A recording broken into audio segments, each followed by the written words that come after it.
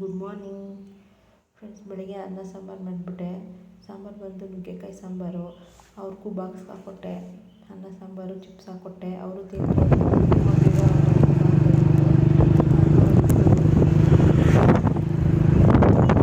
ಗಾಡಿ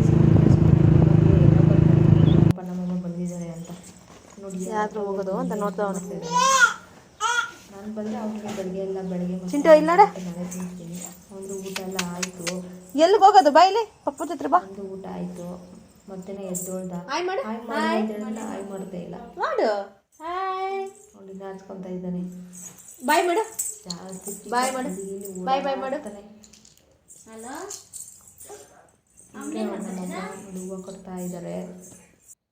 ಸರಿ ನಾನು ಸಂಜೆವರೆಗೂ ಇದ್ಬಿಟ್ಟು ಹೋದೆ. ಎಷ್ಟು ಮಳೆ ಮನೇನ ನೆನ್ಕೊಂಡು ಬಂದ ಟೈಮ್ ಆಗ್ತದೆ.